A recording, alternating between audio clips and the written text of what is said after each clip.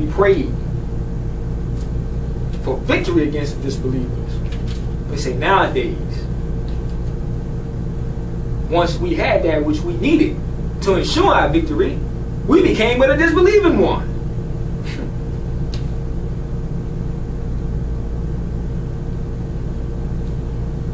The Holy Quran says that,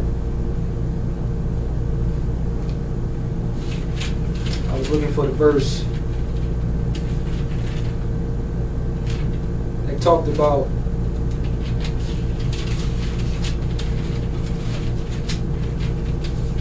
the Holy Quran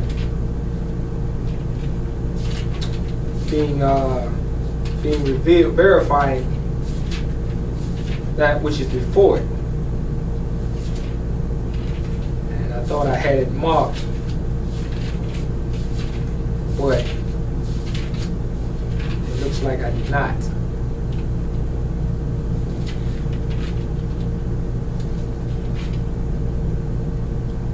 But nevertheless, the Holy Quran of Mecca says that the Holy Quran was revealed, verifying that which came before it. So our people, somewhere along the way, have missed that. Either they haven't read the Holy Quran of Mecca, or they just chose to skip over that verse. And I was hoping to go ahead and quote it and give the chapter and the verse so that those wanting to know where it was could go and look at it for themselves. And unfortunately, I didn't mark it, or marked it in misplaced where it was at. But when it says that the Holy Quran of Mecca verified that which came before it, what is that? That came before it. What is that? Is it talking about the Bible? Is it talking about the Torah? Is it talking about the Avesta, the Vedas? What is it talking about? Is it talking about the raw papyrus? What is it talking about? But it came verifying all of that which came before it. Because all prophets, all scriptures come from Allah. So no true and divine scripture of Allah was going to be revealed to any prophet and contradict the scriptures that came before it. That wouldn't make any sense. But it said this book came verifying that which came before it. So the question remains, why is our people trying to fight against their salvation? That doesn't make any sense. What are we fighting against? We've been fighting against ourselves forever. The rich against the poor. The high against the low. The strong against the weak. Stop fighting one another. The people that we're supposed to be fighting, we won't fight. And the people that should be our allies, they're the ones we fighting. Stop fighting.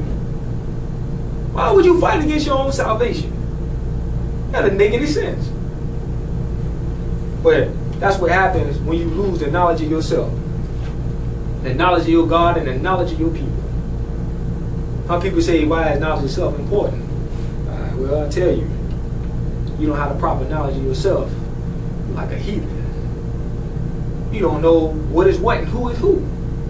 That's why most of our people run to the enemy and think they're their friends, instead of running to those who are actually their friends, who they think are their enemies. No, but we praise and we thank Allah that Allah sent us a messenger. The last prophet in these days, no Budrali, right there on that picture. Not Given Zeal, not Timothy Dingle, not CM Bey, not who else? What's the other one? The one that called himself Al-Ayil. Him neither. Ira Johnson Bey. He ain't said none of them. There you go, picture right there. Prophet Noble Drew Ali. He didn't give anybody else a divine instruction but Prophet Noble Drew Ali. We've had those that came after Prophet Noble Drew Ali who use a lot of what he said. They become successful. And hey, that's fine too. You know, that's fine that they would have some success. But unity is the key. We got to come back together. And we got to be right. And the first people, or the first person that you need to be right with is yourself. Don't lie to yourself. Don't make up lies against others for that which you don't want to do yourself. Islam came for your salvation. Didn't come to enslave you. It was never meant to enslave you. It came to free you.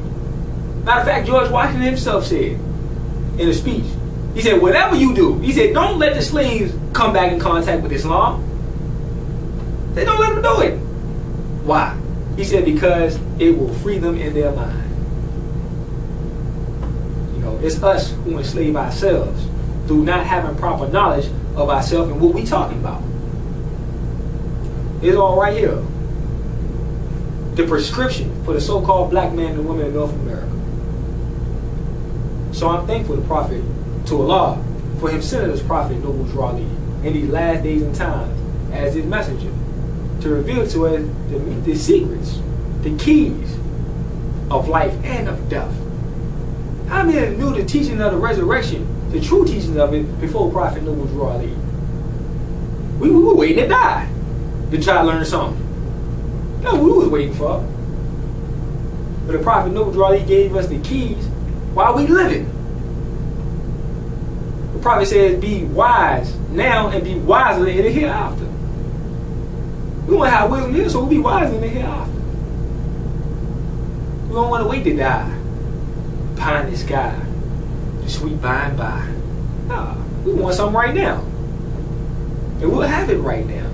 But people have to understand what was established for their salvation. So I say to the brothers and sisters, be fair with yourself. You know, and that all brothers and sisters want to continue in the condition that they are in. A lot of brothers and sisters want to be righteous. They want to do right. They want to submit their will to Allah. 100%. But we don't want brothers and sisters to come sincere and find themselves in hypocrisy. That's what we don't want. This is why it's necessary to expose the hypocrites and the traitors amongst us. Because no matter how many hypocrites and traitors there are, it doesn't stop the fact that Prophet Noble Drali is right. It doesn't stop the fact that this movement is a soul salvation and foundation for the salvation of our people and upliftment of our people here in North America. It don't stop that at all. But see, people, they don't think about that. They come and see hypocrisy and say, man, this must not be right. Because they don't take a rocket scientist and say, man, if you believe that this man is the prophet, and they see you talking about everybody else, you got pictures up in your temple of everybody else, who ain't talking about what he talking about, that's a hypocrite. You don't need to be a rocket scientist to figure that out. So this is what we don't want. You know, we want the sincere brothers and sisters to come and be taught the teachings of the prophet so we can be a successful nation. That's what we want in the Moorish science of America and the Moorish nation. We want them to get a proper knowledge of themselves, to know of their decent flag of their forefathers, to know of their higher self and lower self, to learn to love instead of hate.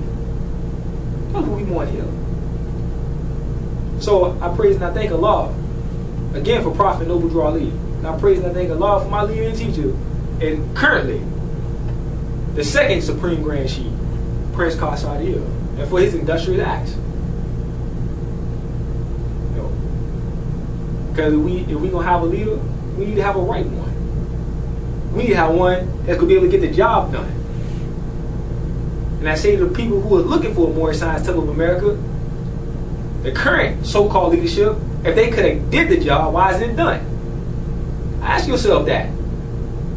If they could have did the job, all these ones who, you know, they this, they that, all types of names that the prophet never established, they know who they are. If you all that, then, hey, why the job ain't done? So we need a man who can get the job done. And we need to support that man. And we'll be successful. So all brothers and sisters that want to do right, that want to be righteous, come join the Moorish Science Temple of America. You know, come be yourself. An upright, fearless, independent man and woman under the teaching and instruction of Prophet Noble Drali. That's why Allah sent him, for our salvation. Peace.